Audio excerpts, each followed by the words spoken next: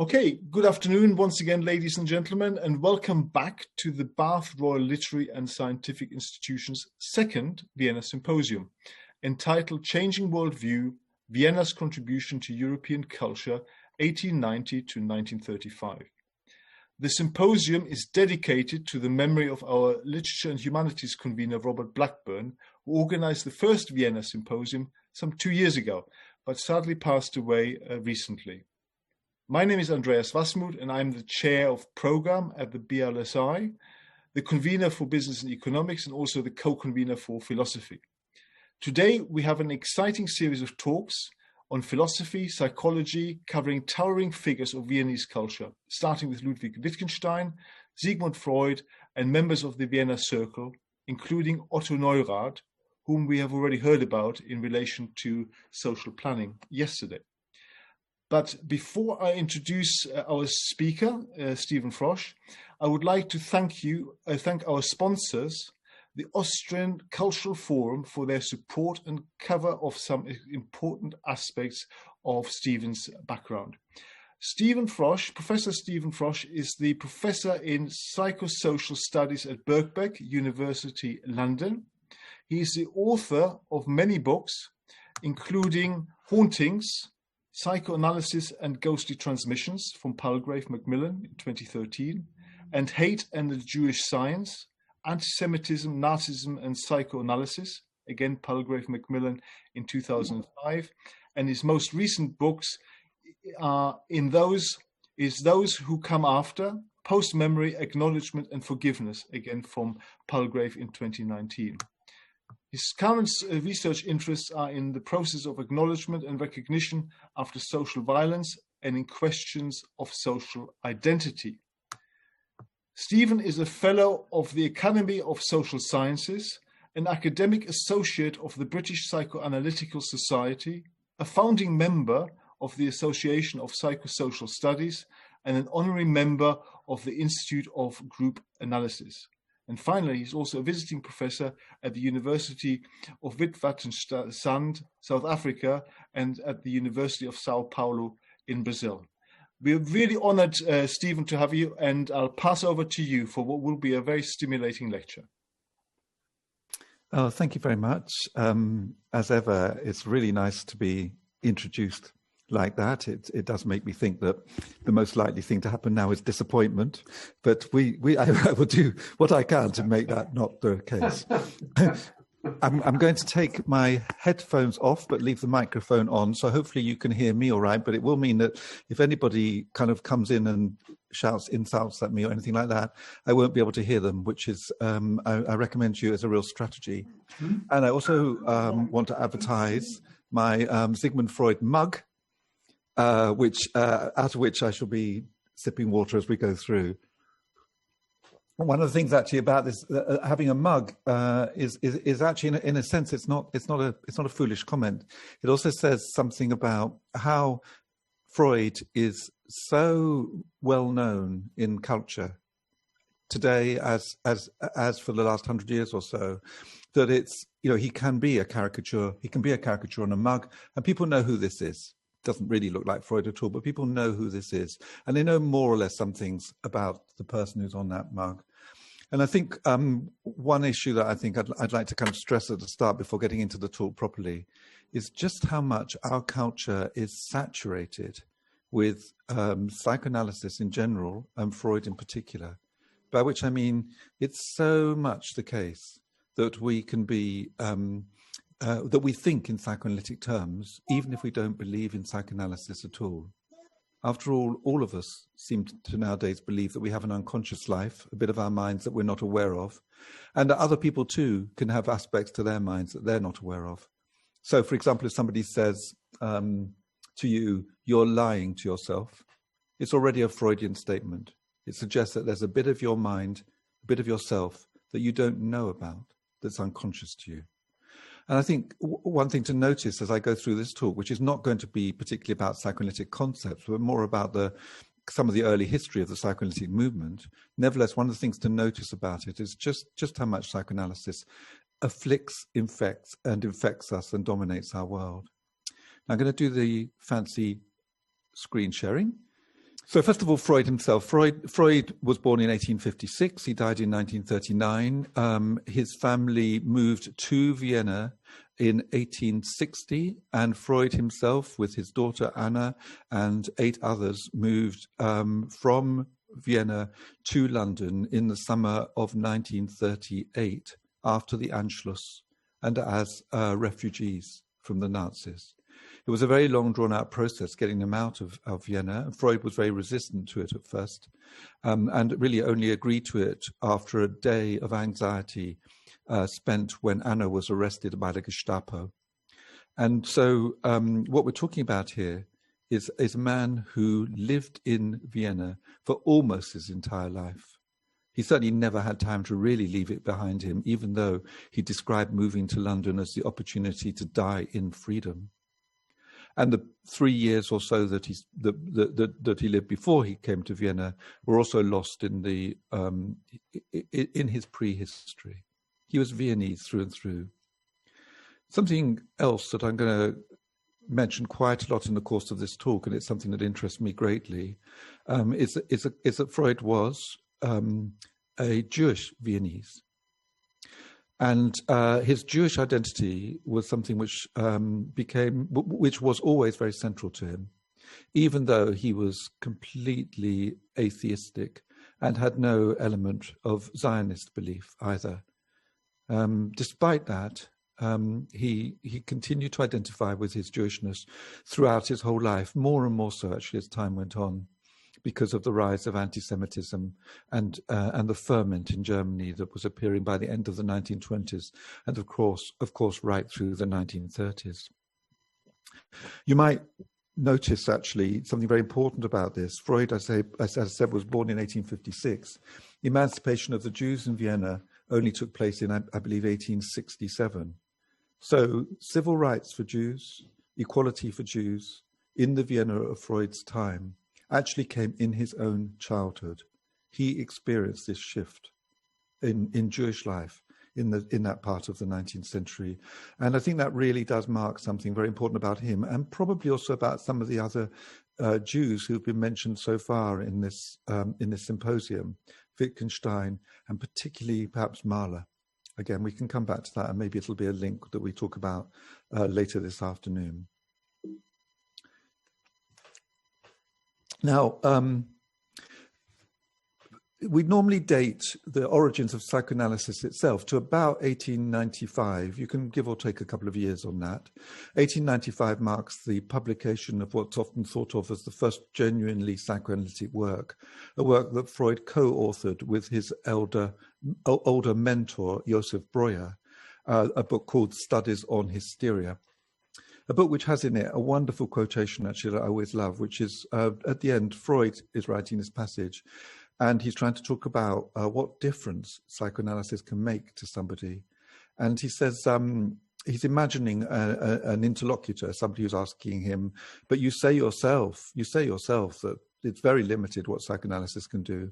And Freud says, yes, of course, in the context in which we're living, in terms of people's social lives, of course, what psychoanalysis can do for somebody is very restricted. But, he says, you will nevertheless agree, I'm sure, that much is to be gained if we can convert hysterical misery into common human unhappiness. Now, I see that as a very Jewish statement, I have to say, but it's also so characteristic of Freud. It's kind of ironic, it's pessimistic, and at the same time, it has in it a kind of realistic hope that if we can reduce suffering, we're doing something completely worthwhile, even if we haven't solved all the problems of humanity. So as I say, that was 1895.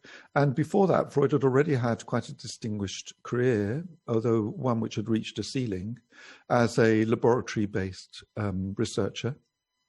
And so he was extremely well trained. He was an outstanding student at his school, at his gymnasium. He was deeply versed in the classical culture that underpinned European education at the time, the culture of Greece and Rome. He was a scientist and very well trained in the laboratory science of his time. And he was a medical doctor. And yet there was also an element for Freud of never quite being accepted in his society, despite all these achievements. And that is, again, really characteristic of the Jews of his period and his place. As I said, emancipation only came in the 1860s. And it's a kind of promise to the Jews that was always taken away from them as well. It said to people like Freud, you can be whatever you like. And indeed, as I say, Freud was one of the most highly educated people in the world at that time. You can be whatever you like. You can have all the achievements you want.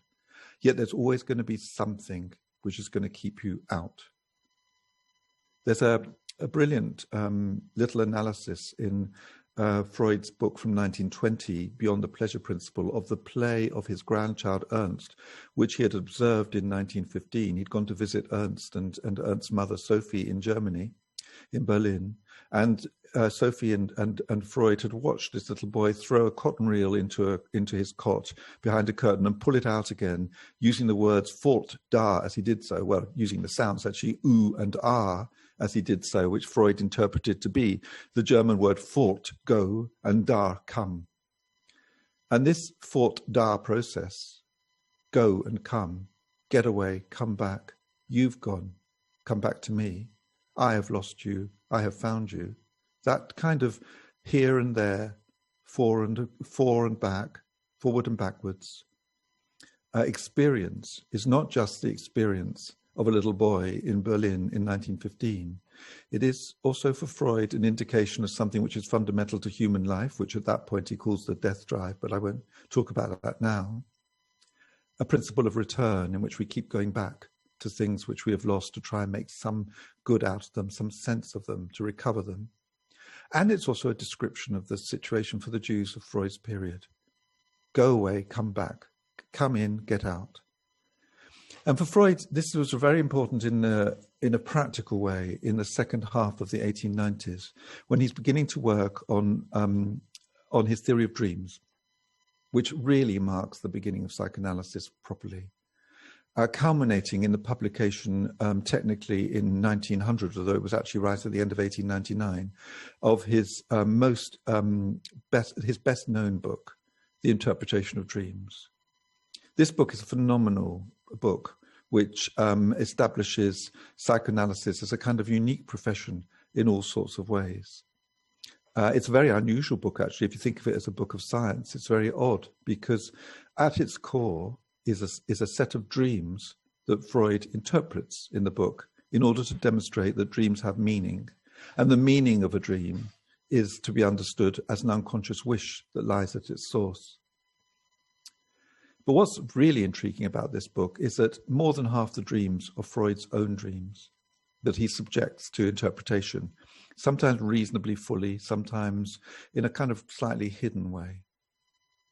I think it's very intriguing, this, because at the same time that empirical sciences like psychology and sociology were getting a hold, and that science itself was gaining enormous prestige because of the huge achievements that were starting to take place in the second half of the 19th century and right through, of course, the 20th century later. At that time, Freud is writing a book which he describes as a book of science. He thought of it as a book of science, and developing a new discipline which he also thought was scientific, psychoanalysis. And yet the database he's using, the source of all this material, is his own dreams. This is a science built on dreams. And the dreams that it's built on are the dreams of its founder, Sigmund Freud. It's a very, very personal enterprise. It's a very strange one in that way. If we think of science as practicing objectivity, we become very used to that, thinking of it that way in the 20th century. But this is an introspective science, one built on the personality and, of course, the unconscious life of its founder. And it's very interesting, again, to see how some of the central dreams in this book are about Freud achieving things, his anxiety that he will come to nothing, as his father once said of him. The boy will come to nothing, his father said about Freud when Freud peed in the parental bedroom as a child. The boy will come to nothing.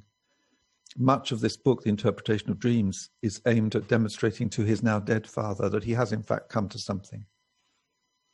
So this peculiar science, psychoanalysis, and this phenomenally astute, utterly brilliant writer, who creates this science out of various things that are lying around in the culture, but also out of nothing. It's a science of dreams. It's a dream work. Now, in the period leading up to the publication of The Interpretation of Dreams, Freud did not have much of an audience amongst the medical establishment of the period.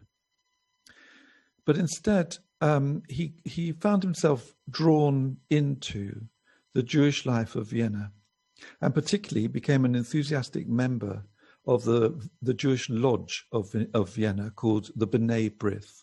B'nai B'rith still carries on today in all sorts of places. And this was a meeting place for mostly professional Jewish men. No women came. They met every couple of weeks, and they had a black tie dinner, and somebody would give a talk.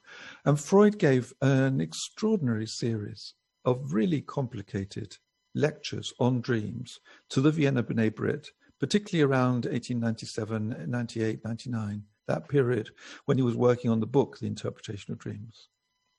So his first audience is these educated, but not necessarily medical and certainly not psychoanalytic or psychologically minded Jews of Vienna coming together as a fraternity, having high ideals of ethical practice and of rationality, emancipated, secular, not religious Jews, secular Jews, professionals who all found themselves somewhat on the margins of their society.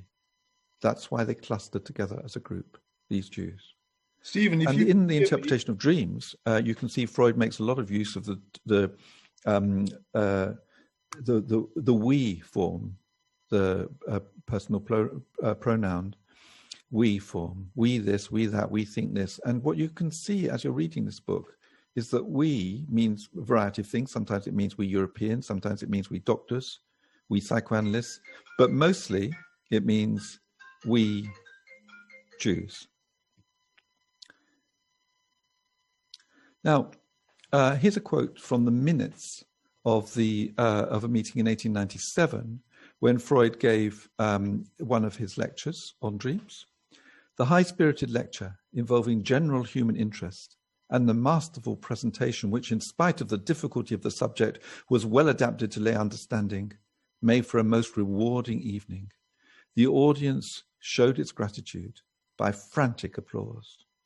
Freud was a famously good lecturer until cancer of the mouth that afflicted him from about 1920 onwards meant that he could no longer speak clearly. And in his later years, many of his presentations that looked like lectures were actually written pieces, and where there was a speech to be given by Freud, his daughter Anna usually gave it. But at this period, he was an excellent lecturer. He never used notes, which is admirable, I think, remarkable, really, and had a huge effect on an audience. And this is just part of the attestation to it. He attended meetings of the B'nai B'rith very regularly. He was active in recruiting new members. He helped establish a second Vienna chapter.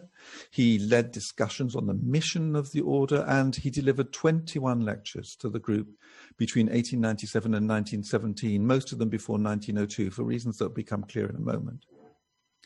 With the exception of his friend Wilhelm Fliess, who's often seen as his analyst in a way, his interlocutor as he developed psychoanalysis, and two talks given to another organization, the B'nai B'rith was his exclusive audience during this period.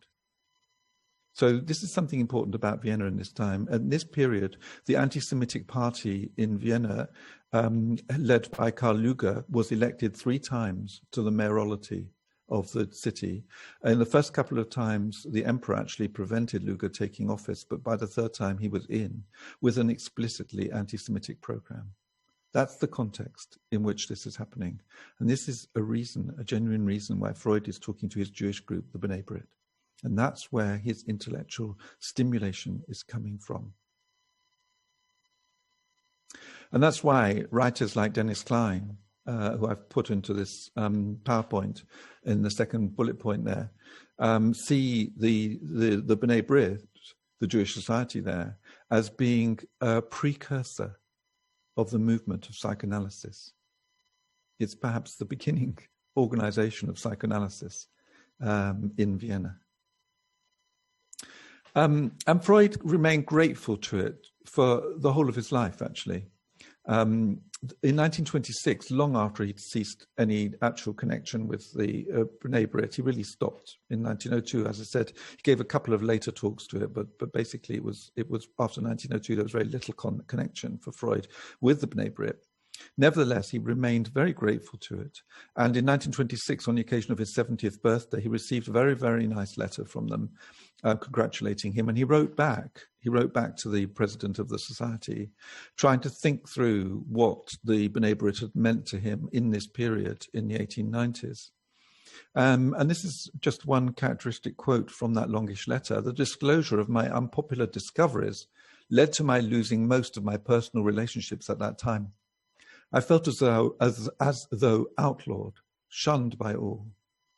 This isolation aroused in me the longing for a circle of excellent men with high ideals who would accept me in friendship despite my temerity. Your lodge was described to me as the place where I could find such men. The word men is absolutely right here. There were no women. And it's also an interesting reflection on Freud, as well as on his time, that you can see a great deal of ambiguity in Freud's relationship with women and with femininity and with feminism, again, right through his life. On the one hand, he was a conservative bourgeois, really. In his political views, at best, social democratic. In his personal relationships, very conservative. This is despite the accusation that he may have had an affair with his sister-in-law in the 1890s, which there's still quite a lot of heat and not a great deal of light over. It's possible. But the more likely situation is that he didn't, that he was very conservative sexually, that he probably had very little sexual relationship with his wife even after 1895, when Anna, the last of his 6 children, was born. And his attitude to women generally, it's said about him, his son Martin said that he never did any domestic work. He didn't know how to do anything at all in a kitchen. For instance, he never went shopping. Everything was done around him in this very traditional paterfamilias way. On the other hand, he encouraged women in the Psychoanalytic Society from really quite early on. His own daughter, Anna, who I've mentioned now several times, became a very distinguished psychoanalyst. And in fact, some of the most important of the second generation of psychoanalysts, Anna, but also Melanie Klein in this country, for example, were women. So it was possible for women to come into the psychoanalytic movement and to make their mark. And he also has a kind of ambiguity in his whole relationship to women's psychic suffering too. For example, in the 1890s, much of his work was done with women hysterics. And at that point, hysteria was seen as predominantly a physical disorder. I mean, it's a complex story that I won't go into now. But what you can see in Freud is, on the one hand, this sort of male doctor wanting to conquer female hysteria and make sense of it and put it, in the right place, own it, colonize it, if you like. He called himself a conquistador at this point, conquering these new lands. And at the same time, in his fantastic case histories, in the 1895 book, particularly perhaps in the Dora case that was published in 1905, a young hysterical woman, he allows these women to speak and he gives value to what they have to say. And in particular, he castigates the way in which they suffer from sexual repression and the sexual hypocrisy of the time. So there is this sort of ambiguity in Freud around womanhood. But anyway, I was really talking about the Jewish stuff more, getting distracted slightly by some of my favorite topics. Because another thing that Freud says in his 1926 letter is also worth thinking through.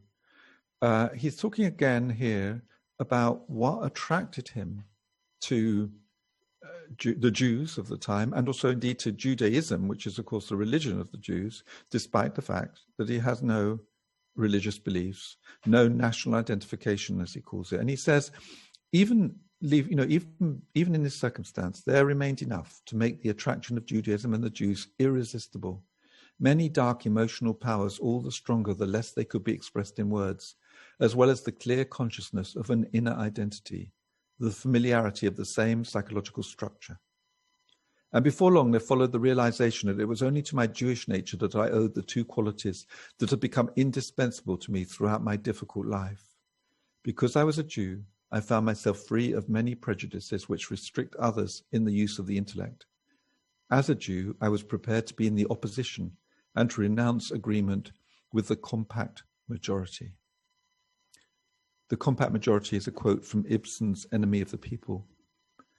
And again, I think what's very striking about this is that it is both about Freud and also a general statement that might provide some of the explanation of the flowering of Jewish intellectuality in that period.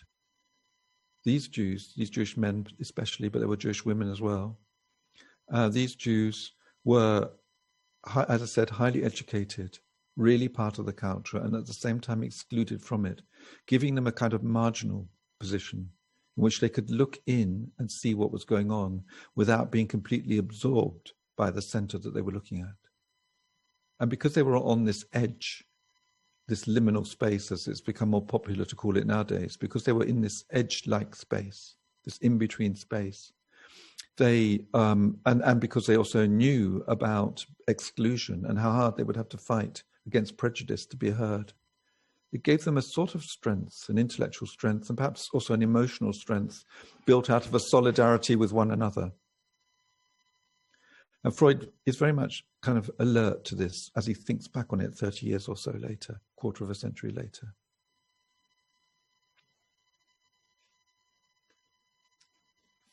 Something I think about this original time of psychoanalysis now is more general than the issue of Jewishness.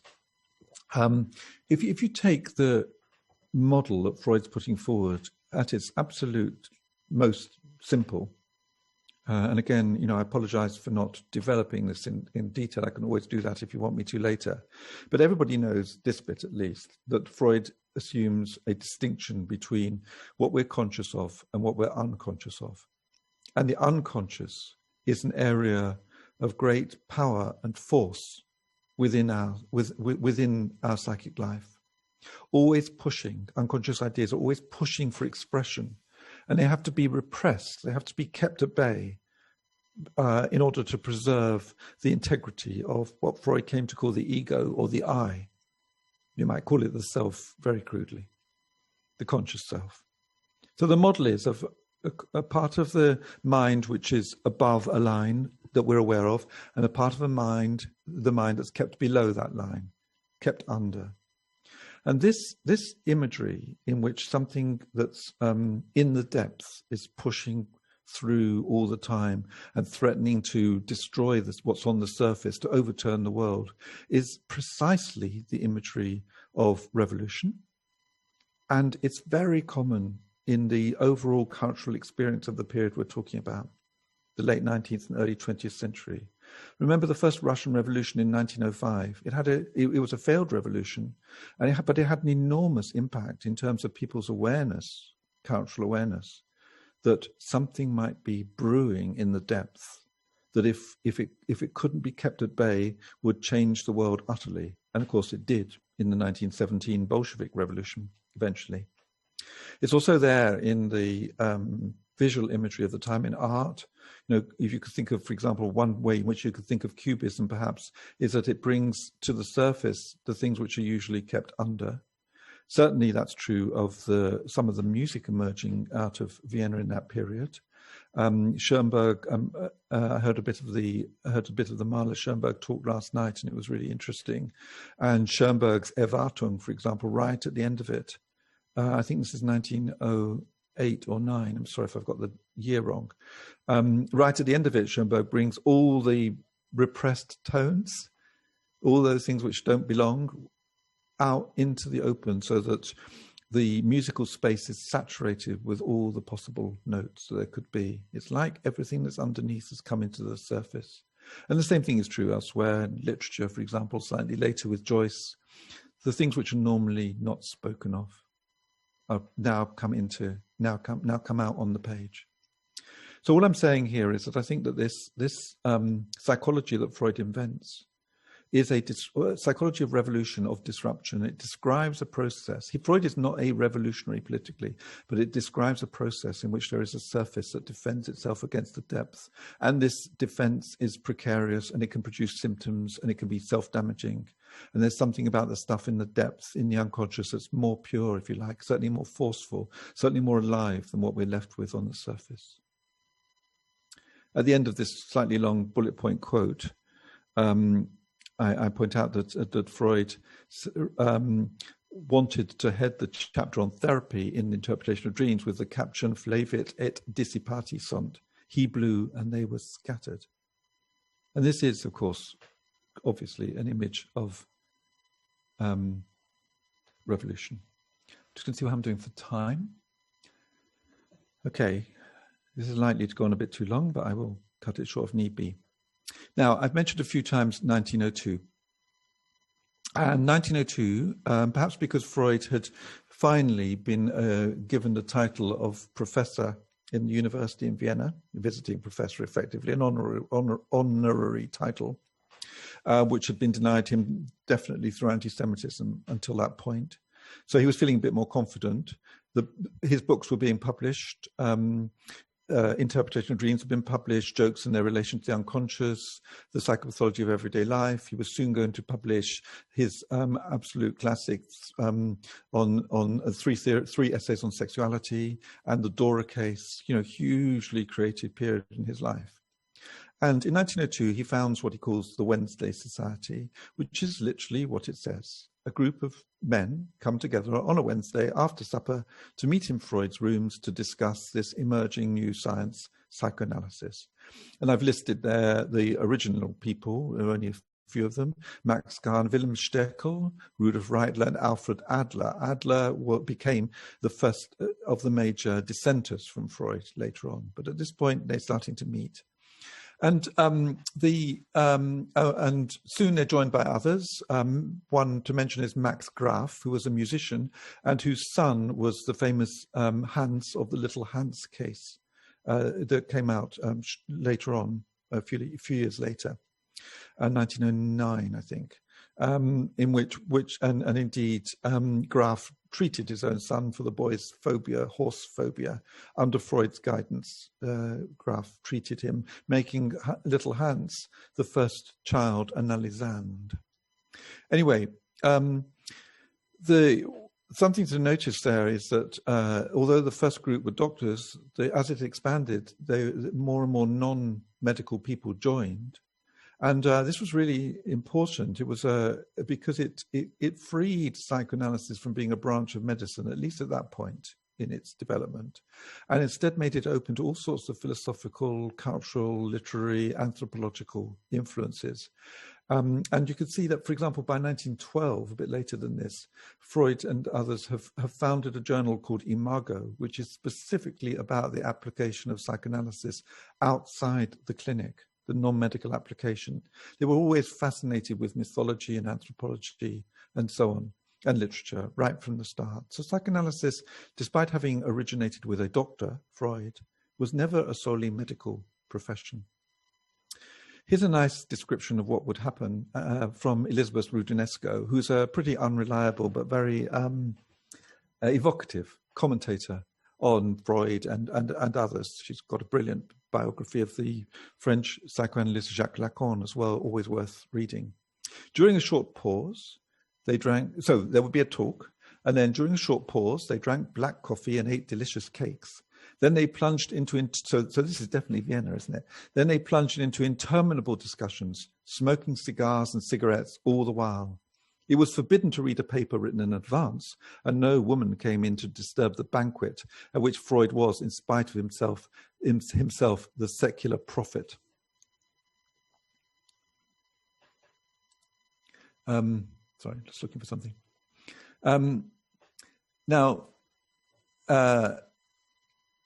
Freud seems quite rapidly to have despaired of his Viennese followers, who were a kind of chaotic group. And he was always looking outside the Viennese for the possible rescue and legacy of psychoanalysis after his time. But this group did become the originators of the psychoanalytic movement, and so they need to be given serious response here. But I want to pick up on something else here, which is Rudinesco's comment about smoking cigars and cigarettes all the time. In his very entertaining but rather bitter history of the early psychoanalytic movement, Wilhelm Stekel wrote about 25 years later, well after he'd broken with Freud, this account of what might happen at these meetings. He says, Freud initiated a specific ritual which continued for many years. We arrived there after the evening meal. There were cigars on the table, to which most of the participants helped themselves generously. In the beginning, Freud smoked almost uninterruptedly. He smoked a small English pipe for which he had sacrificed his beloved Trabuco cigars, only to return to Trabucos again at a later stage. He was warned, he should be trying to reduce his smoking of cigars, but he never worked. I have rarely seen a man smoke so much, says Stekel. Stekel was so impressed by all this that he wrote out the conversation about smoking that ensued and published it in a newspaper. And he concluded this with a short interchange on smoking as poison. Freud, it seems, denied that smoking was damaging, or at least he denied it in relation to his own smoking, thinking it wouldn't harm him. Actually, what if it did harm him? In fact, what he eventually died of was cancer of the mouth. He had this terrible series of operations from 1921 onwards, and he knew perfectly well that smoking was the cause of this cancer. So it was a deathly activity that he was engaged in. And perhaps one might even think about it in relation to his later notion of the death drive as a psychoanalytic question. Why do we do the things that we know are going to harm us?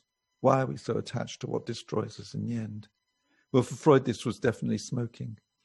In fact, smoking is the focus of the first great psychoanalytic novel, Italo Svevo's Zeno's Conscience, which centers on a man who can't give up smoking despite having a great capacity to talk about it. So he goes to an analyst and he talks nonstop about giving up smoking, and every smoke he has is the last smoke, but he never actually succeeds. Anyway, in Stekel's version of this, this is what Freud says to him in the conversation they're having. You're not a smoker. You don't understand. I was not allowed to smoke for 2 years. It was horrible. It felt like a good friend had died, and I had to mourn him from morning to evening. Now I even have the same feeling for my pipe.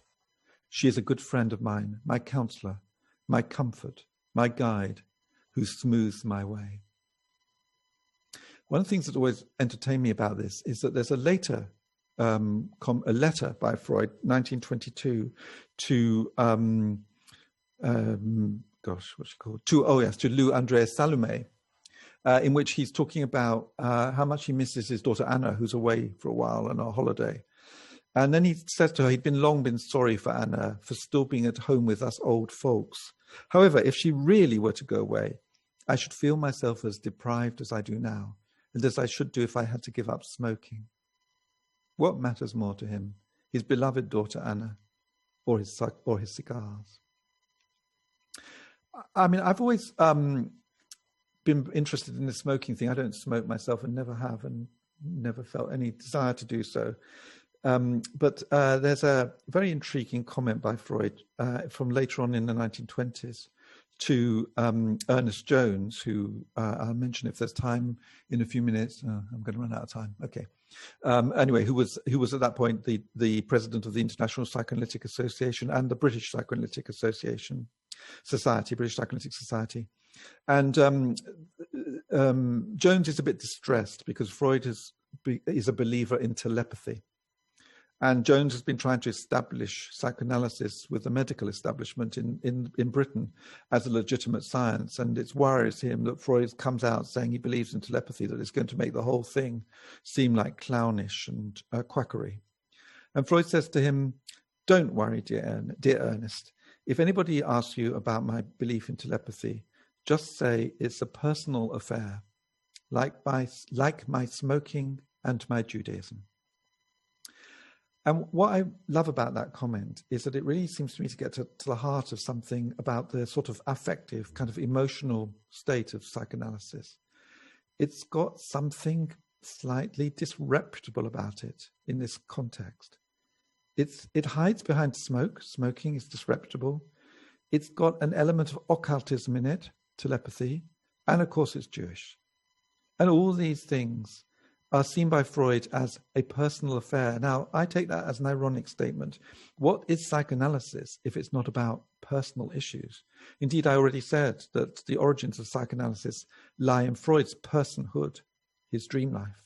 So when he says it's just personal, he can't be saying dismiss it. He must be saying it's central to psychoanalysis.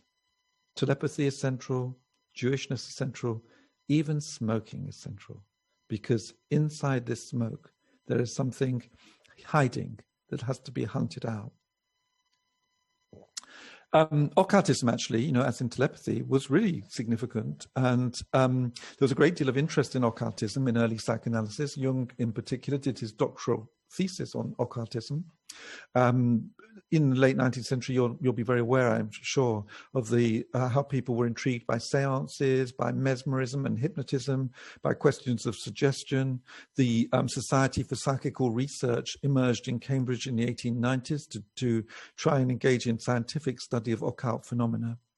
And Freud himself was extremely superstitious. This is a quote from Peter Gay's biography. For years, he harbored the haunting belief that he was destined to die at the age of 51, and later at 61 or 62, he in fact lived to be 83. He felt pursued by these fateful ciphers as reminders of his own mortality. Even the telephone number he was assigned in 1899, 14362, became confirmation. He had published the interpretation of dreams at 43, and the last two digits, he was convinced, were an ominous monition that 62 was indeed to be his lifespan. Freud once analyzed superstition as a cover for hostile, murderous wishes, and his own superstitions as a suppressed desire for immortality. But his self-analysis did not completely free Freud from this bit of irrationality. So the early analysts were occultists, smokers, mostly Jews, all Jews actually until 1907, or converted Jews. And they created a kind of secret society in which passionate encounters were the norm, and around which the necessary precautions that later psychoanalysts used to protect themselves had not yet been imposed or even thought about. For example, nowadays psychoanalysts don't treat family members or friends. They're very concerned about the privacy and the independence of their thinking on this, and the effect it could have on people's relationships to be involved in as psychoanalysans with one another. Although it is still problematic in that, for instance, all trainees in psychoanalysis are in analysis with established analysts, called senior analysts, called training analysts, but they will also meet these same people as their teachers or in meetings, or later on once they become analysts in society meetings. So it's never possible in psychoanalysis to keep very clear boundaries, even though that's always its aspiration. But in early times, they all treated one another. This is Rudinesco again. In a word, they formed a sort of extended family, and they resembled their patients who were from the same social class.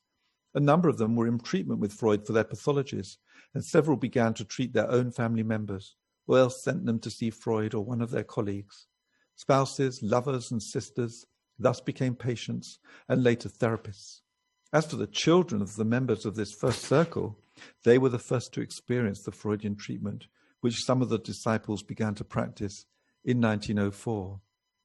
And this lasted for some time. Freud treated his daughter Anna and wrote about her in one of his more famous articles. Anna had a very convoluted sex life, and this might have something to do with the fact that she was analysed by her father and lived with him all his life. Carl Jung presented his own daughter as a case during his American lectures in 1911. Melanie Klein treated her children, one of whom probably committed suicide and the other one became a sworn enemy of her. And at one point, Klein had the British psychoanalyst Ernest Jones, his wife and children in analysis with her all at the same time. She wasn't doing family therapy, she was treating them one by one. The lack of boundaries and the openness of the unconscious of each member of Freud's circle to his and others' perusal no doubt fueled the flames of rivalry, as well as creating a sense of intimacy and radical innovation. Now, I'm just going to check something because it's already 10 to... Andreas, can you just tell me how much longer I should take? Feel free to carry on, Stephen. We've got plenty of time. So, okay, and are you... Is the sound all right with all this, by the way? The sound is fine. It's fine. There's a little bit of interference when you take the headphone off. That's okay. I see. So I'm better off with the headphone on, am I? Okay. You are. All right, I will do that. So it gives me a headache, but there we go. So, actually, I'm sorry, I'm going to just take them off and hope the interference isn't too bad. So the Wednesday Society began in 1902. By 1908, it had become formalized into what came to be was called the Vienna Psychoanalytic Society. And there were never a huge number of people in there, but it had certainly grown.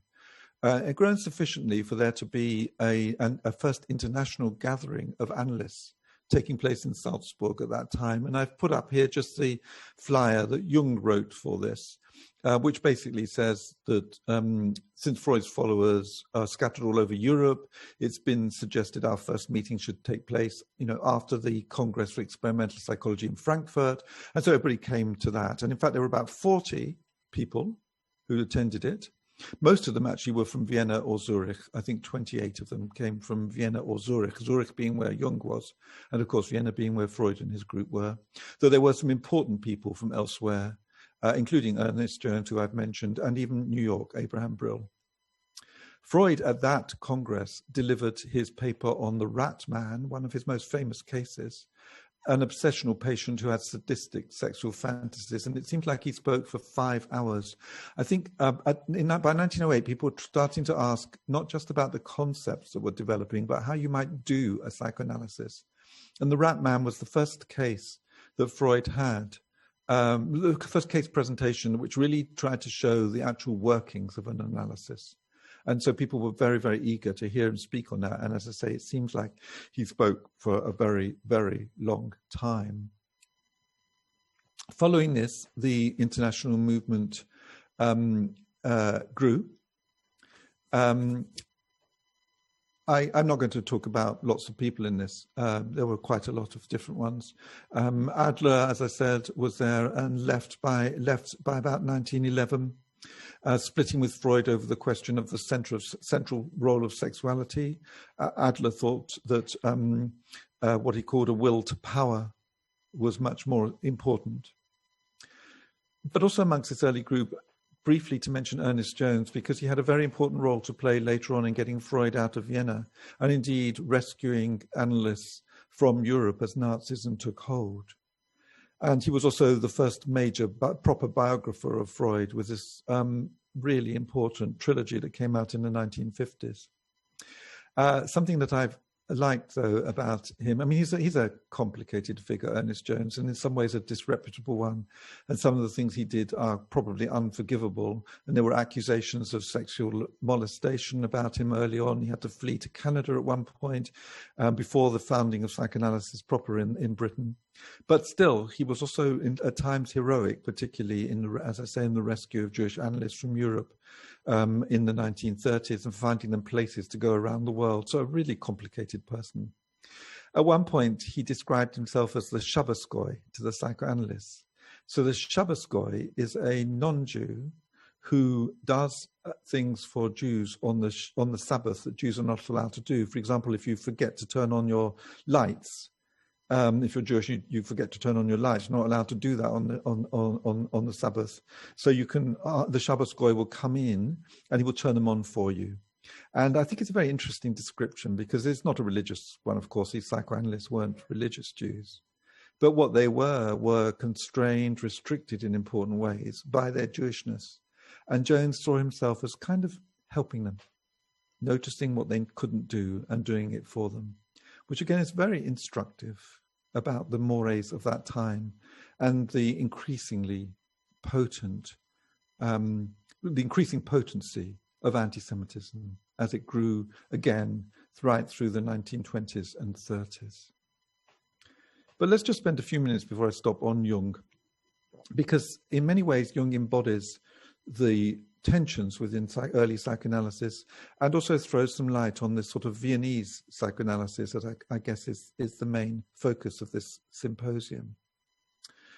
Jung was deeply invested in by Freud in the early 1900s, from 1907 really right through to the break between them in 1912-13. Freud saw him as his crown prince and the Joshua to his Moses. You know, Moses takes you to the promised land and Joshua takes you into it. Jung himself was very much non-Jewish. He actually had a Lutheran pastor as a father, very depressed father, an over-attentive mother, and a wider family addicted, as I say here, to occultism and seances. Prior to his involvement with psychoanalysis, he himself was deeply involved with psychic experiments, and he continued to have an interest in them throughout his life. He went to seances with his young cousin Heli Preiswerk, who was the subject of his doctoral dissertation in 1902, and that doctoral dissertation was called On the Psychology and Pathology of So-Called Occult Phenomena. So so-called occult phenomena implies that they're not really occult, and there must be a scientific, that is psychological and pathological explanation for them, which is loosely speaking the psychoanalytic line on occultism, that occult phenomena exist, like telepathy exists, but they have a material explanation in relation to the unconscious. That was Freud's view. But actually Jung was pretty much a believer in occult psychic experiences as well. He was employed at the psychiatric hospital in Zurich, the BRLSI, by Bleuler, a very famous psychiatrist, and did clinical work there, and also experimental investigations with the word association test on both neurotic and psychotic patients. And he wrote this up in a book from 1906 called Diagnostic Association Studies, which he sent to Freud. Now, this was very important for Freud because Freud was always interested in trying to find ways of demonstrating the validity of psychoanalysis, that it was truthful. And so having an independent researcher who did experiments, the word association test was used. So basically you had to associate to a word presented to you. And Jung claimed and probably showed that the kind of words you chose and the latency, that is the delay in finding a word, indicated how emotionally important those words were. And they often had some kind of unconscious resonance for the person. So this is an experimental procedure aimed at establishing the validity of psychoanalytic ideas. So very important for Freud, and Freud had indeed already got Jung's book for himself before he received the copy. And this was his letter. This is before he's met Jung. Many thanks dear colleague, many thanks for sending me your Diagnostic Association Studies, which in my impatience I had already acquired. Of course, your latest paper, Psychoanalysis and Association Experiments, pleased me most because in it you argue on the strength of your own experience that everything I have said about the hitherto unexplained fields of our discipline is true. I'm confident you will often be in a position to back me up, but I shall also gladly accept correction.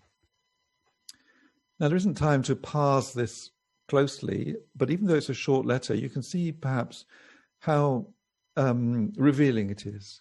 Freud wants Jung to show that everything he has said is true. So he wants Jung's support, and he thinks Jung will back him up. And of course, he says he will gladly accept correction, but I don't feel that that is a very convincing final phrase.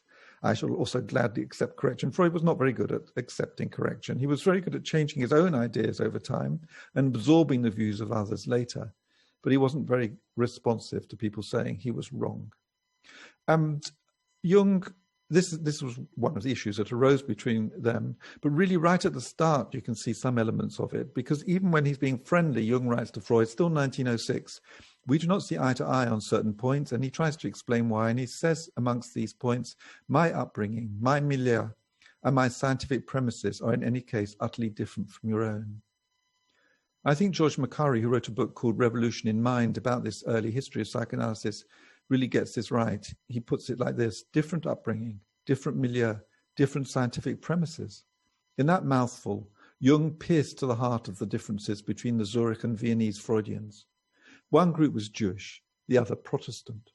One group resided in sexually open Vienna, the other in buttoned-down Zurich. One had a foot in biophysics and psychophysics, and the other was committed to the new kind of lab-based study of psychology that had emerged from a rejection of these approaches. I think he's almost certainly right. Yet when Jung did finally meet Freud in March 1907, it was like love at first sight. Freud arrived at the hotel at which Jung and his wife were staying. He brought them flowers, invited them to dinner. They stayed apparently 13 hours, according to Jung's account. I don't know what you would think of dinner guests who did that, but Freud seems to have been completely absorbed in this 13-hour conversation with Jung. But already there was something agitating about Jung, which alerted Freud to trouble to come, even though he repressed that knowledge. And very famously, during the discussion, part of which was about psychic processes, occult processes, there was a loud cracking noise heard from the furniture. Jung then said, "There will be another one." And when it did, he claimed he saw Freud, who had dismissed his prediction as superstition, wilt. So there was already some division between them around occult phenomena. But I think it's also something disturbing in Jung, which Freud picked up on quite early on. And indeed, even that night, he interpreted a dream that Jung told him about as indicating a wish to displace him, to displace Freud. Freud wanted him to be his successor, but he also feared being displaced by him. This slide, just very quickly saying what the major differences were between them, and the primary one was about sexuality. Jung thought Freud's so-called pansexuality, the central role he gave sexuality in everything, was a problem, and it needed to be recognized that not all libido, that psychic energy, is sexual, and also that he needed to express the sexual focus of psychoanalysis more cautiously than he did in order to allow psychoanalysis to be more widely accepted as a kind of political advice. Freud was antagonistic to both these things. He saw sexuality as absolutely the core of psychoanalysis, and attempts to deny it as a way of denying psychoanalysis itself. And then ethnicity. Jung's Christian or Aryan background was very important for Freud. I mean, we need to note in the 1930s, Jung was an enthusiast for Hitler and talked about Freudian psychoanalysis as Jewish psychology. Allowed himself to celebrate Hitler's rise to power and to see it as a kind of mobilization of the hidden, the latent force of the German folk. And while he drifted away from this support for Hitler by the early 1940s, and there's no doubt also he protected some Jews individually, this was a pretty nasty streak in Jung, and he never apologized for it. Or anything like that after the war. And indeed, there's quite a lot of work now, both on Jung's anti-Semitism and his racism. So I think we should just note that, and note that Freud was kind of blind to it at the beginning, but not absolutely, because this is Freud to his follower Karl Abraham, again, as early in 1908. Abraham, who's deeply loyal to Freud and is also Jewish, is complaining about Jung. And Freud says, "Be tolerant and don't forget that really it's easier for you to follow my thoughts than it is for Jung. Since to begin with, you are completely independent, and then you are closer to my intellectual constitution through racial kinship, while he, as a Christian and a pastor's son, finds his way to me only against great inner resistances. His association with us is therefore all the more valuable. I was almost going to say that it was only by his emergence on the scene that psychoanalysis was removed from the danger of being a Jewish national affair." Well, you can see, I think, in that why Freud wanted Jung to be different from the way he was. That is, different from the way Freud was and different from the way Jung was. And Jung was always erratic. Again, I've gone on too long, so I won't go into this, but we can talk about it. There was an episode, for example, a famous episode between Jung and Sabina Spielrein, who was his patient and then his lover, and then attended Freud's circle in Vienna from about 1911-12, went back to Soviet Union in 1920, well, to Bolshevik Russia in 1920, and was killed by the Nazis in 1940. Jung and Freud went together to America, a very famous trip in 1909. And on the way there, Jung told Freud a story about mummified bodies, which Freud interpreted as a death wish against him, and then fainted. So there's two famous fainting episodes that Freud has in Jung's presence. And then Freud spent time on the voyage interpreting Jung's dreams, but Jung was not allowed to interpret Freud's. So there was already this kind of feeling of something disturbing going on in his father-son relationship. They both gave these fantastic lectures, actually, in America, Freud's in particular, given without notes in German to a highly appreciative audience in America. By 1913, the differences between them have become more and more marked, and Freud responded to Jung's interest in mythology by writing a book called Totem and Taboo, which is about the history of the origins of civilization, which he more or less puts down to the killing of the father, again directed at Jung's impulses towards Freud.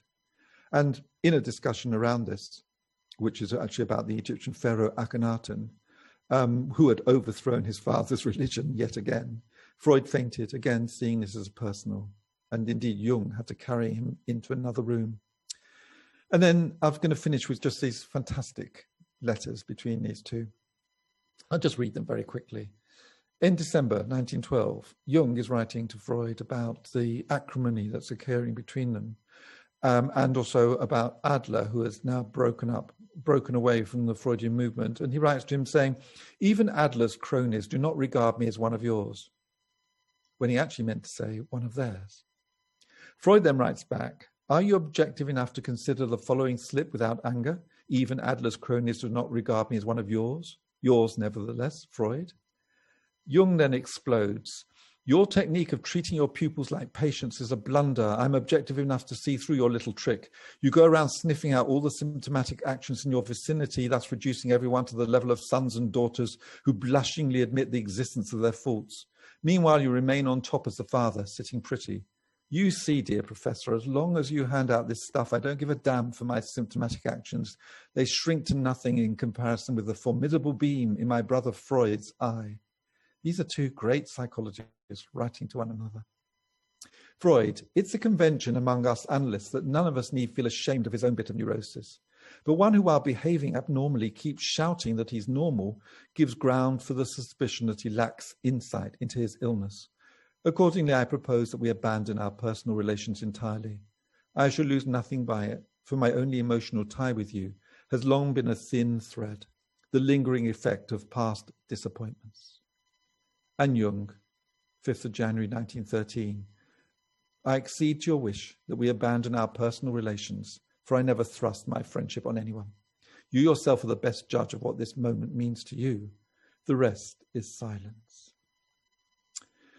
Well, that's probably enough. They dragged on for a short while after that, but eventually Jung left the movement completely, had his own nervous breakdown, developed what came to be known as analytical psychology, while the psychoanalytic movement under Freud grew and grew until it was expelled from Europe by the Nazis, where, of course, it took root elsewhere in the world, particularly America. But I think in this moment, you could see something happening here, not just between individuals, Jung and Freud, but also something which plays out the issues within the psychoanalytic movements about fathers and sons, and particularly perhaps around ethnicity and Jewish-Aryan relationships that were so central to what was going on, starting to stir actually at this point. There's so much more to say. I've gone on too long.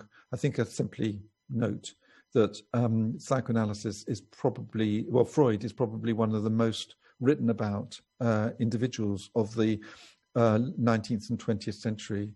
And one could speak for days about him, and I clearly need to stop now, or I will do so. Thanks very much.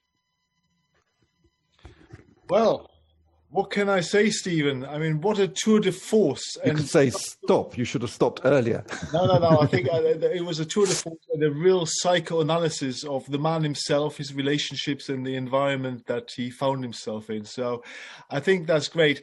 you also performed your own psychoanalysis on the audience, because they were getting more and more anxious that the slides weren't working and sending messages around saying, where's the next slide? And obviously you took a lot of time on the header slide before you went to the first slide. Yes, I did. I've started to free associate. Yes. Everything turned out okay in the end. So Good. I think that was marvelous. So hopefully everybody can unmute themselves now and give you a big round of applause. I think I see already virtual applause, but it would be good to do it in person. So well done. That was very interesting, and I think I particularly also valued the exposition of the relationship with Jung, obviously the other giant in psychology. So thank you very much for that, Stephen. We're now coming to the Q&A session. So there's quite a bit going on in the chat room, so we'll start there. But please feel free to unmute yourself and show the video screen now. Obviously, only do so if you're happy to be seen on the video of this talk, which will be on our virtual BRLSI channel in about 4 weeks' time. So I see. I'm sorry to confuse. I'm just reading this. I'm sorry to confuse everybody about the slide at the beginning. Yes, I just sat there for a long time looking at the title, thinking, what would be good to talk about? Yeah. I know what you were doing, Stephen. You're just measuring the level of anxiety in the audience. I was waiting for people to fall asleep so they could wake up and tell me their dreams. Yeah. Yes, well, there you go. This might happen in the Q&A session. You never know. Let's start with Joe. How might we explain the broadly synchronous appearance of expressionist art and Freudian theory? Yes. And you want me, Andres, you want me to respond one by one to these, yeah? Yes, please, yes. Yeah. Yeah, I mean, I'm not an expert on expressionist art, but for me, it has a great deal to do with the point I made as I was going through, though very fast, that I think I see psychoanalysis as a kind of cultural product. So although it claims itself as a science, I see it as myself as a sort of attempt to systematize what one might call the kind of cultural problematics that are occurring at a particular time, the experiences that people are having and the difficulties that they're having. And as such, the invention of psychoanalysis, I think, participates in this same question about what it means to have an inner space. This is, relatively speaking, a new question. I mean, not completely new. We've seen it in the novels that have arisen in the late 18th and particularly the 19th century novels, as people start to think about what it means to have a depth. I mean, Dostoevsky is the obvious example here, but in Britain, even you could go back as far as George Eliot with a very psychological sensitivity. So we see the emergence of an interest in an inner space, and the idea of the unconscious itself as an arena which has got things that we're not aware of. I mean, obviously Proust is another example of this, but the things I mentioned in relation to mesmerism and suggestion and kind of telepathy especially. By the way, the telepathy, think about it, think about the term tele there, effects at a distance, the great interest in the telegraph and later the telephone. How is it possible to be in one place and be heard somewhere else? These are all questions about a sort of new psychic experiences that people are having. And what I said was earlier on, I was talking about this idea of revolution, that there will be something hidden underneath that's always pushing for expression that we defend ourselves against socially and psychologically. And I see that as being part of the movements that you've just mentioned here about expressionism, but all the other artistic movements of the period as well. Emotion coming to the fore, being expressed, and how we manage a passionate inner world that is sometimes at odds with our own need to be to survive in a social world that can't tolerate all our feelings, or indeed in an inner psychic world where it's so hard to manage our own depths of experience. So to summarize, I think all these things, which include psychoanalysis, I don't think psychoanalysis is an explanation of it. I think all these cultural forms, which include psychoanalysis, are responding to these new phenomena, which themselves reflect huge changes, technological changes, changes towards urban life, huge changes that were occurring in this period. Okay. But that's clear enough. Thank you very much. Jolyon Laycock, you've put some questions in the chat room. Do you want to ask a question or is it just an observation? Well, it is an observation, but actually I think Stephen has said many things in the answer to the last question, which is a similar question. But I'm asking whether I suppose on a broader context, many of the artistic movements that we've been hearing about over the last 3 days are explorations of psychotic states of neurosis, preoccupations with dreams. For instance, one of the questions is, could we conceive of the development of surrealism without the work of Freud as a prelude to that? Yes, I mean, it's a brilliant question. And of course, the surrealists definitely saw themselves as aligned with Freud. Freud didn't trust surrealism. And the reason he didn't was that he thought it was conscious. It's a kind of conscious play acting at being at expressing the unconscious. So he didn't trust it, although he did. When he finally met Dali, was very impressed with him. He thought he was mad, but he also thought he was incredibly talented. But the surrealists themselves definitely are part of this interest in the dreamscape that Freud produces. And lots of people are, it's very interesting to think about whether Virginia Woolf is possible without Freud, even though Virginia Woolf wanted nothing to do with psychoanalysis. It's an incredibly ambivalent relationship she had. The press that Leonard Woolf ran, the Hogarth Press, published Freud in English. Virginia Woolf never read Freud, it seems, because she was frightened, or certainly never went to an analyst in order to, I'm not sure, maybe she read Freud actually, sorry, I take that back, but she never wanted psychoanalytic treatment in case it removed her creativity. She probably could have done with it. Right of that. But the issue, there is that kind of psychological mindedness that she shows in spades, that extraordinary attentiveness to minds and the intersection between minds. Can that be done without Freud? Well, I suppose the answer has to be yes, because she did it without Freud, but Freud certainly is part of that culture. I mean, it's interesting what you, by the way, I was thinking when you said, is surrealism possible without Freud? I think we can, I just noted another parallel, which is with film. So the Lumiere brothers is 1895, which is the same year as Studies on Hysteria. And if you think of the language, first of all, what cinema does, the language of cinema, projection, identification, imagery, how we project ourselves onto a screen in order to identify with the people in there. This is the language of psychoanalysis as well. I think you can ask it both ways. See, this is part of my point about all this being about culture. Is our understanding of film possible without psychoanalysis? Well, of course, but psychoanalysis really enhances it as we start to think what it might mean to relate to these figures on the screen, how we might understand this. Is psychoanalysis understandable without cinema? Well, not easily, because those terms I've just used, projection, identification, for example, even the imaginary, which is a term that comes from the French analyst I mentioned earlier, Jacques Lacan, these are core psychoanalytic terms, and they have immense cinematic harmonics. So all I'm saying here, I'm repeating myself, but I'm basically saying there are various cultural products which include psychoanalysis, which intersect with one another. And I think that's the explanation of why a particular idea, like Freud's idea of the dynamic unconscious, takes hold at a certain time. Okay. And we can see changes in psychoanalysis over the 100 years as culture changes as well, but I won't go into that. Right. Thank you very much for that, Stephen. We've also a question here or observation around superstition around numbers and numerology, which apparently both Freud and Schoenberg shared. Would you like to say something about that? Yes, I don't know so much about that actually. So I think I can only confirm that Freud definitely did have this. I don't know about Schoenberg and it. Mahler, as we know, was very afraid about producing a 10th symphony because Beethoven had died after 9, only to make this a self-fulfilling prophecy, of course, and dying before he could complete his 10th symphony.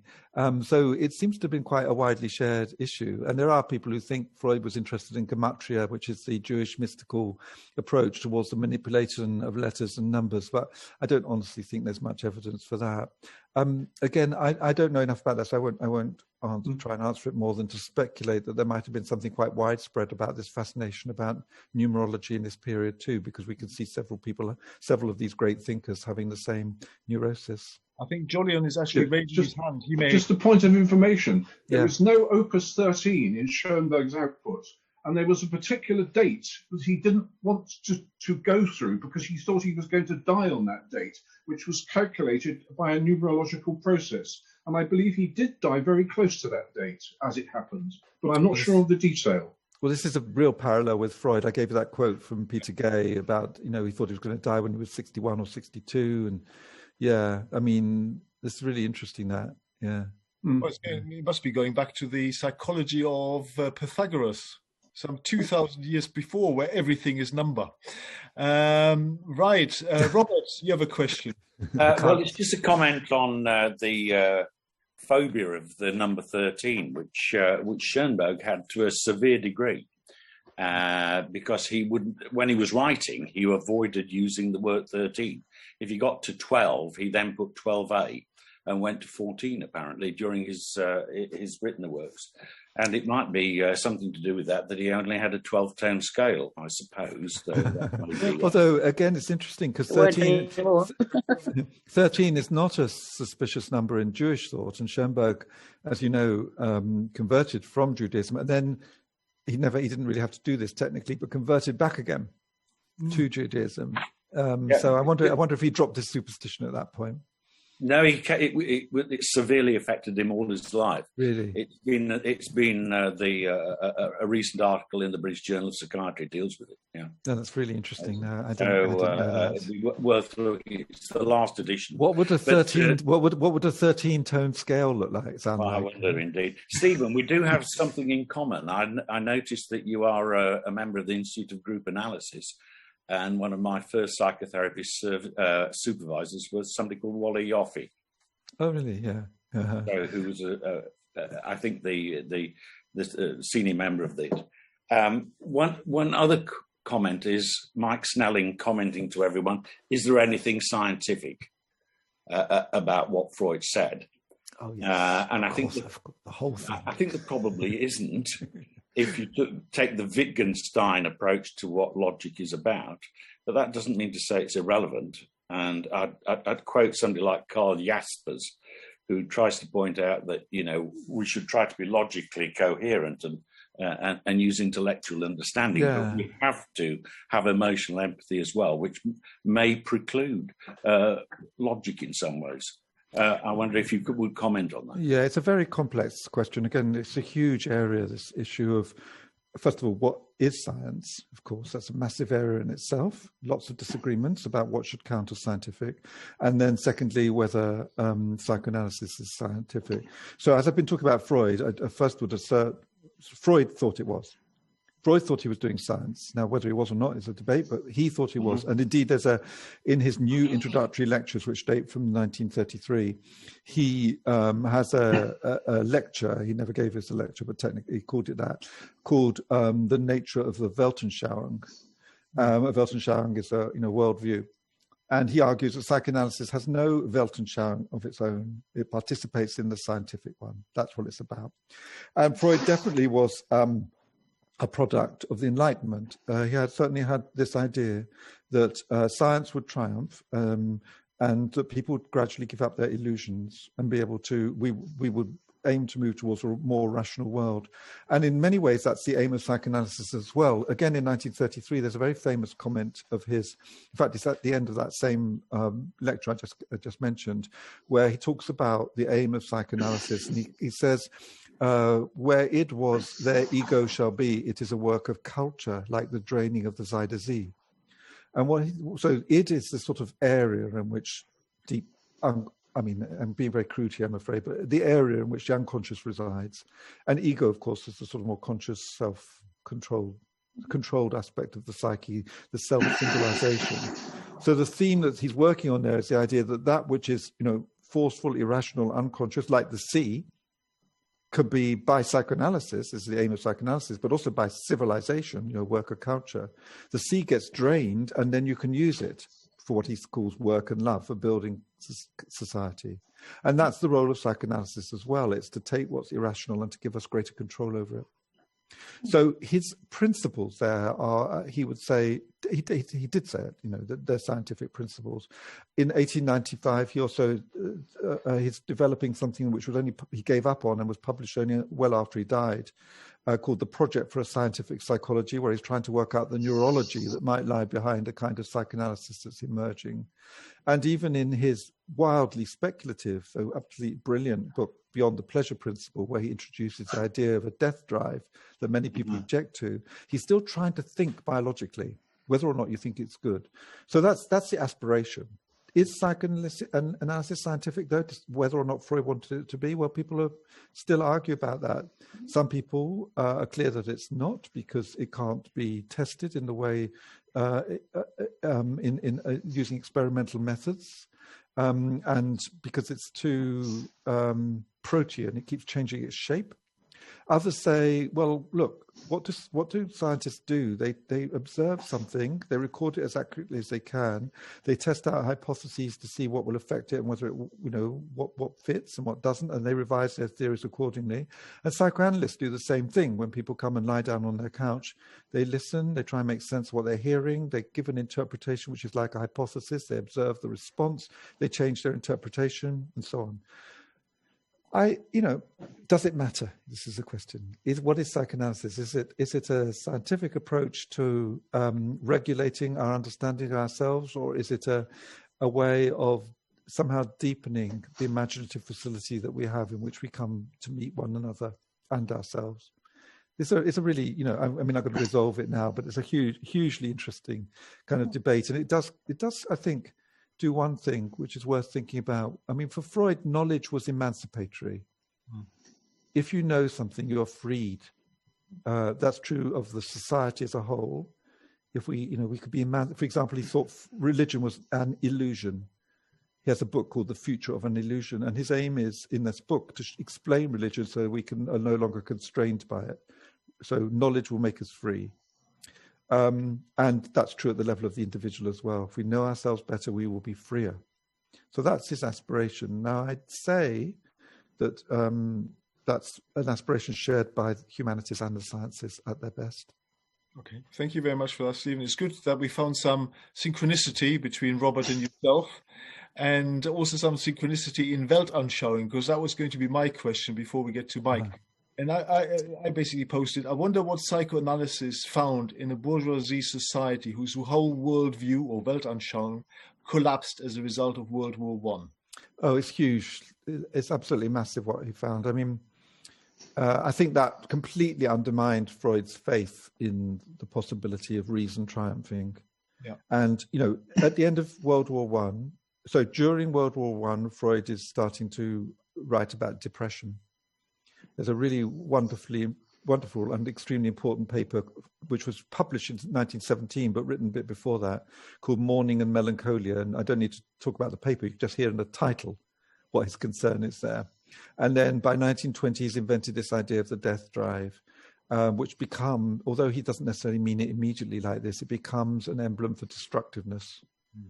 In January 1920, his daughter Sophie, who he called his Sunday child, his favorite daughter, died of the flu in the flu pandemic, and he was also still one of his sons. All his sons all fought in the First World War, 3 sons, but they came back safely. But one of them didn't come back, and he was a prisoner of war until the end of 1919. So there was, you know, deep anxiety and also this extraordinary sense of betrayal. I think Freud had thought Europe was civilized. And when he talked about civilized cultures, he meant European cultures, and this war put paid to that. So it's immensely important. The personal losses are there, you know, with his daughter, the rise in the growth of his cancer in the 1920s. There's all sorts of personal things, but the actual devastation of the First World War was an immense turning point for psychoanalysis. It had lots of other effects as well. Psychoanalysis was used, for example, in the treatment of shell shock, started to establish its reputation quite widely as a consequence of what was seen as successful treatments of shell shock. And you'll know Pat Barker's trilogy on that by the way, which is about that. So there were plenty of other consequences, but the sense that something, that the underside of what we take to be our civilization is deep barbarism, never left Freud after that. Okay, thank you very much for that. Mike, you've had your hand raised for a while now, so over to you. Yeah, well, I was the person who asked if there's anything genuinely scientific about it. I thank you for your talk, which I found fascinating and made me realise what a fascinating person Freud was. But I think it also deepened my scepticism about it and about Freudianism. And I wonder whether, on balance, psychoanalysis has really been a terribly positive thing. Yeah, well, the jury, like they say about Western civilization in general, or maybe it's Chinese civilization, the jury is still out on that. Has it been good or not? I mean, my own view is you know, I mean, I'm a kind of sympathetic outsider, so I'm not a psychoanalyst, but I'm an academic associate of the British Psychoanalytic Society. So I'm really interested in it. I think it has a great deal to offer, and I'm also have some skepticism. And one book I wrote in the mid-90s when I was working at the Tavistock Clinic, actually, which is a place for psychoanalytic training. One book I wrote then was called For and Against Psychoanalysis, which is as strong a statement of ambivalence as you could kind of hope for, really. So I'm perfectly at ease with a kind of critical analysis. And there's lots of things about psychoanalysis I think really need to be thought through. It's still, for example, it still hasn't dealt with its colonial elements. And there's still a great deal of work to be done in its confrontation with racism. It's struggling like mad to deal with trans issues now in the way that it didn't manage until very recently to deal with homosexuality. So there's all sorts of issues with it. Okay, so I'm very open to that, and one of the people has written a lot about that. But I think on the whole, I'd say yes, it is a good thing, and I've got complicated answers to that. But I'll just stick to one short thing here, which is that I think there's a certain ethics here, and let me put it like this: that in what let's call for very loosely a neoliberal culture, the worth that it's a bit like we're interchangeable. The worth that each of us has is in what we can produce, and when we're no longer productive, then we're no longer of value. We saw that in the COVID crisis, for instance, early on at least. And we've seen it in actually quite a lot of the inequalities that have been dramatized by the COVID crisis. And we also see it, I think, in some of the mental health provision that we get at the moment, in which there's an emphasis on efficiency, on the number of people that you can see, which has resulted in increasingly short connections, therapeutic connections. And I mean, I again speak as someone who's very interested in how you might be able to create mental health provision in a national health service, you know, and psychoanalysis has not been very effective at that. But if we compare that, what does psychoanalysis say? Well, it says, well, actually what matters is very much this individual who's in front of you. What they need should be what they get. If they do need 5 times a week analysis for 5 years because actually they're in such turmoil and it's going to take that amount of time and work to go over and over and over the stuff, then that's what they need. That's what psychoanalysis should offer. If they need the kind of what you might call the redundancy of psychoanalysis, which it allows the same things to keep recurring because, you know, it's never quite sorted, then that's what they should have. If it's the quality of the relationship that you form with another person that's at the core of human relationships, then an ethical relationship is one in which you really put the quality of relationship, you know, at the center of things. So, and I think psychoanalysis kind of stands for that kind of ethic at its best. Now, that, again, I just want to remind you, I had a lot of caveats, but I would make the case for psychoanalysis as a sort of a case for relational ethics, I call it, actually. How, I mean, there's a really great book by Jonathan Lear, actually, just called Freud. It's a very, very good introduction to Freud. Jonathan Lear is an American philosopher and psychoanalyst, and has done some really interesting work. And he starts that book by saying, well, something like Freud raises the same question that Sophocles does: what makes a good life? Well, that really has to be a central question of any human, really human society. So I'm for it in that way. But I guess that's reading it philosophically rather than as a psychiatric mode of treatment. Okay, thank you. That's really interesting, very balanced. Yeah, we've got another question here, and that's by Sun Fame. I don't know whether I pronounced this correctly, but his question is, may I ask what response was from the Catholic Church to psychoanalysis during Freud's life? Yeah, it's not an area of great expertise, but there was a lot of hostility from the church to psychoanalysis in Europe because it was seen as sexually permissive. Freud actually put some faith in the Catholic Church in Moses and Monotheism, which is the book that he wrote between 1933 and 1939, so his last major text. There are 3 prefaces, and he talks in them about whether he should publish this book because it makes Moses an Egyptian, so it's going to be experienced as a betrayal by the Jewish people, but at the same time it's very critical of Christianity. And then there's the Nazis, and then he pens this hope that the Catholic Church will protect Austria. And by 1939, when the book's published, 1938, at the end of 1938, he's writing the final preface to Moses and Monotheism.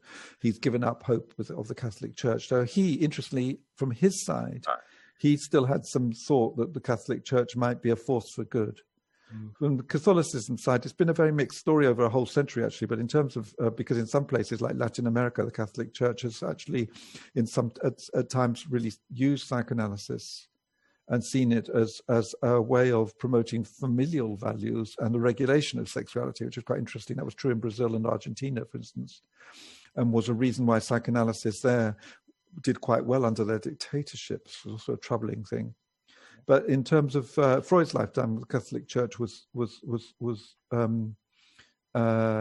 impatient with psychoanalysis. From the start, there were particularly Protestants who were very interested, Christians who were very interested in psychoanalysis.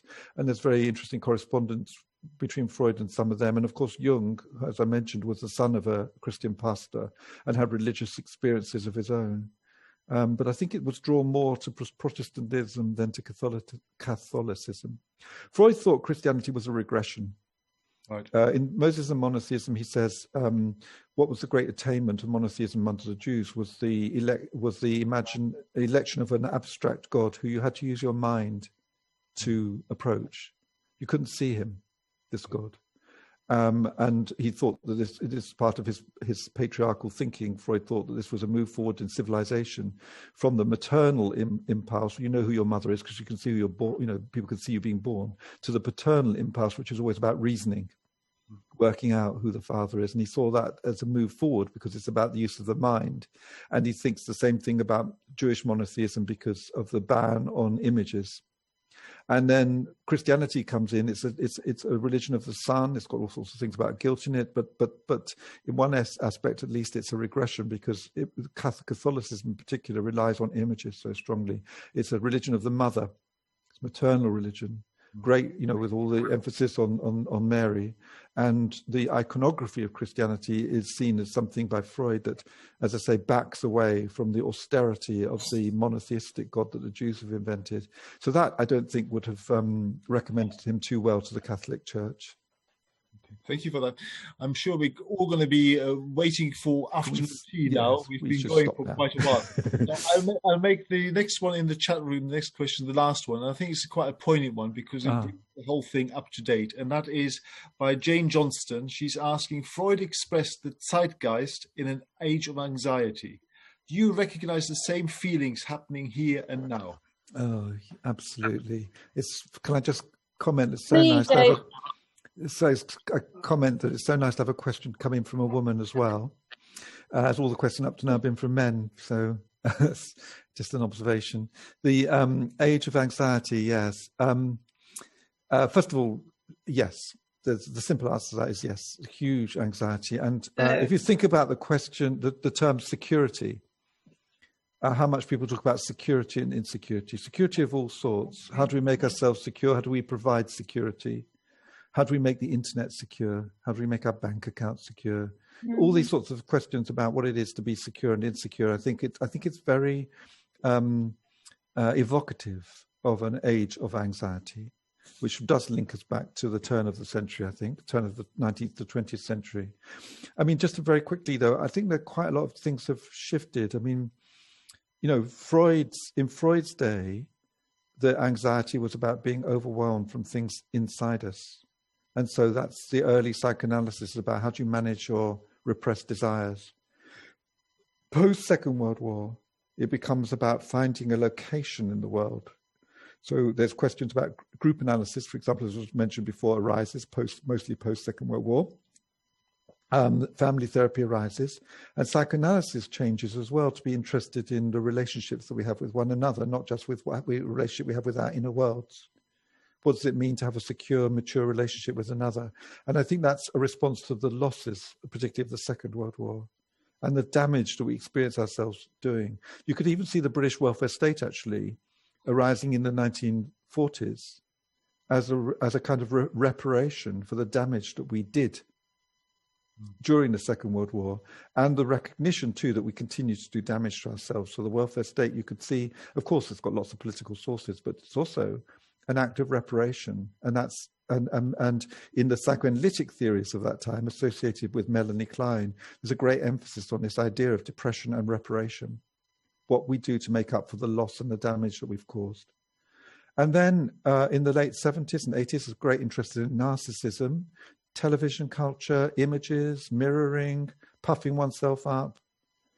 By the late 1990s, this has shifted. It's still there, but it's shifted to concerns over melancholia as we approach the millennium. You see people becoming, and the AIDS crisis, and then immediately after that, 9/11.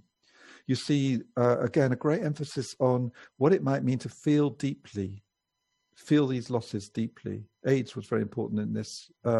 Again, a sense of precariousness, precarity. Will all our lives end in this plague? And then I think over the last 20 years or so, we've seen a huge growth in interest in paranoia as a state of mind, as we enter into what people call a surveillance society. And that's all that stuff about anxiety and security. So that's my potted history of the different kind of psychic cultures of the last 120 years. But to answer the question again briefly, I really think what's interesting though is that I think the anxiety that Freud is talking about comes from within. And the anxiety that is preponderant today, in a sense, comes from without. Is that experience, what is going to happen next in this world that I can't manage? Okay. Thank you. Enough. On that joyful note, Stephen, we'll give it a... However, there's much more positive stuff coming up because the next talk is about Vienna, this Vienna Circle and logical positivism.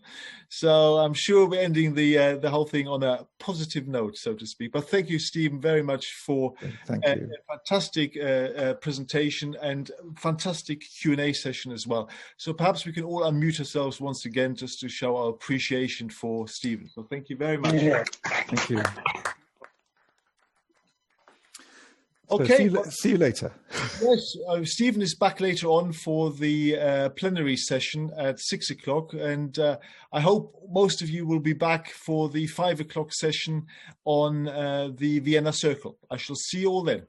Till then, bye-bye. Well,